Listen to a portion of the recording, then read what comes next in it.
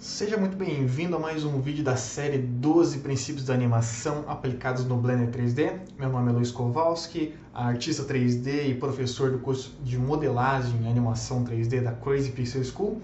E hoje a gente vai dar continuidade àquela série com o quarto princípio da animação, que é o Stay Ahead e Pose to Pose, tá? Então, só para lembrar, esses 12 princípios, tá? Eles surgiram lá no livro The Illusion of Life, tá? Foi escrito pela galera da Disney, tá? Então, baseado ali em estudos que eles estavam fazendo na época, tá?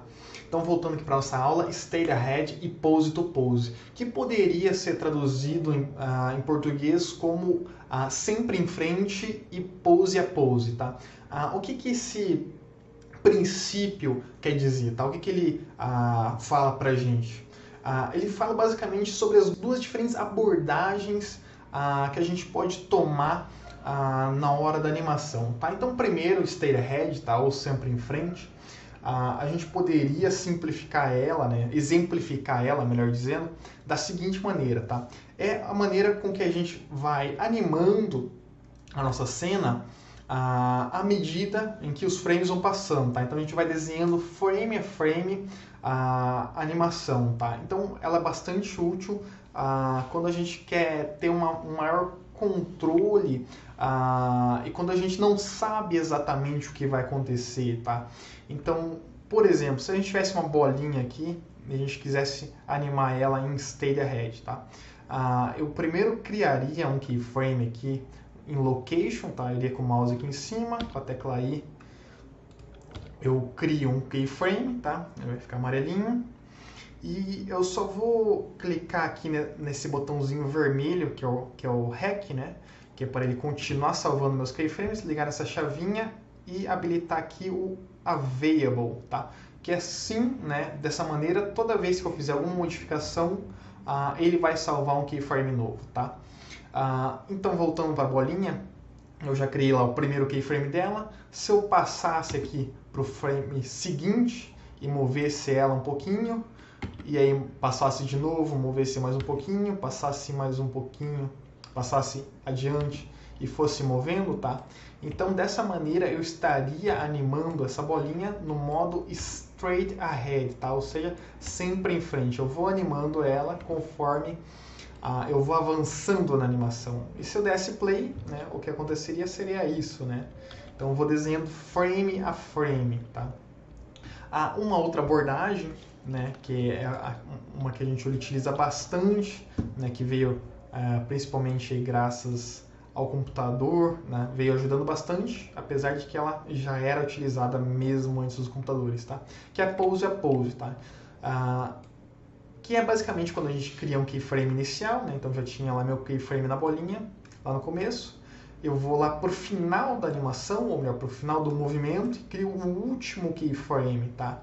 E olha só que legal, entre esses dois keyframes, o computador automaticamente vai criar para mim todos os frames necessários para tocar essa animação suavemente, tá? Então, dessa maneira a gente teria o método Pose to Pose. Para deixar mais fácil de entender quando e como utilizar cada um desses métodos, porque é o seguinte, não tem nenhum jeito melhor nem pior dentre esses dois métodos. A questão é que cada um tem um momento melhor para ser utilizado, tá? Então, se a gente tomar como exemplo essa animação, o bichinho vem ali, vem e tropeça.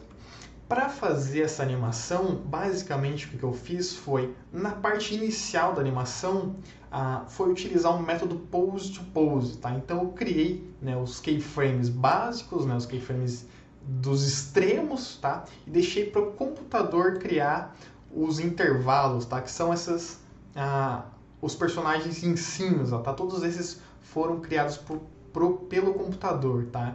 Então, dessa maneira eu consegui fazer essa parte inicial de uma maneira bem rápida. E na segunda parte, que é na parte que o personagem tropeça ali, como ele tinha essa interação com o cenário, como ele cairia no chão, enfim, coisas ali aconteceriam que eu não sabia exatamente o que e em qual ordem, tá? Então, para fazer essa segunda parte da animação, eu preferi usar o método Straight Ahead, tá? Que é justamente porque daí, dessa maneira, eu conseguiria dar uma dinâmica melhor, conseguir deixar a animação mais fluida e mais espontânea, tá? Que, embora eu saiba mais ou menos o que vai acontecer, a ordem com que as coisas vão acontecer depende do frame anterior, do que aconteceu antes, tá? Então, dessa maneira, a gente consegue ser mais criativo e mais espontâneo na nossa animação. Então, eu gravei, né, esse processo, toda essa animação que eu fiz, né, que eu levei mais ou menos uns 40 minutos para fazer, tá? Deixei umas 10 vezes mais rápido o vídeo para não ficar tão chato. Então vocês vão perceber que na verdade o que a gente usa não é nem sempre só um método, nem sempre só outro método. E mais ou menos o que a gente faz é fazer uma mescla desses dois métodos, tá? Então aqui no começo da animação, como você pode perceber, eu habilitei ali o Motion Paths para, enfim, ficar mais fácil de visualizar. E fui animando ali a primeira parte da animação, né? Basicamente usando pose to pose, tá? E ali, né, quando o personagem foi tropeçar ali, né, eu fui animando, né, de um método mais straight ahead, tá? Então a gente foi indo percebendo ali, né, o que estava acontecendo com o pezinho dele, com a cabeça, e eu consegui dar uma dinâmica melhor para a animação, né? Ter uma ideia melhor do que estava acontecendo enquanto as coisas estavam acontecendo. Eu ia descobrindo a animação ao longo do tempo em que eu ia animando, tá? Então, dessa maneira, acho que foi um método bem interessante e, assim, as duas técnicas se mesclam, né? Uma vez que eu fiz, né, esse primeiro passe de animação, digamos assim, com o Straight Ahead, depois eu vim consertando, editando alguns detalhes ainda, para deixar, né, tudo mais conciso, né? Então eu descobri coisas que não faziam muito sentido, né? Então voltei meio que para o método de pose to pose, mas ainda assim, enfim, mesclando essas duas técnicas. Isso que é bem legal e basicamente a gente no começo tem um pouco de medo de usar essa técnica, né, do straight ahead, né, e animando frame a frame, mas vale muito a pena, tá, gente? Porque é uma maneira bem interessante de você entender exatamente o que está acontecendo e ter um controle maior sobre a animação, porque dessa maneira você tem um controle frame a frame, tá? Você sabe exatamente o que está acontecendo e cada pose tá lá porque você criou, tá? Então é uma maneira bem interessante, principalmente quando a gente está fazendo esses movimentos mais complexos, que dependem mais do movimento, quase que fosse uma simulação de física mesmo, né? Então tem mais coisas acontecendo e as coisas, elas relacionam, né? Então, nesse caso ali, a perna, ela mudava a trajetória da cabeça e a cabeça também mudava a trajetória da perna. Então, esse é o tipo de coisa que no pose to pose, muitas vezes a gente não entende direito, né? Não consegue conceber isso quando está animando pose to pose. Então o straight ahead vem para facilitar. Enquanto que o pose to pose é mais rápido, né? O straight ahead é mais espontâneo. Então, é basicamente isso que eu tinha para passar para vocês hoje. Espero que vocês tenham curtido a aula de hoje. Se estão gostando dessa série, não se esqueçam de se inscrever no canal para não perder mais nenhum vídeo.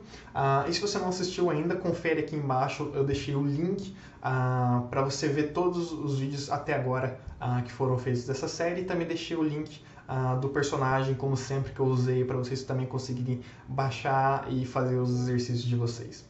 Beleza, galera? Fico por aqui e até a próxima.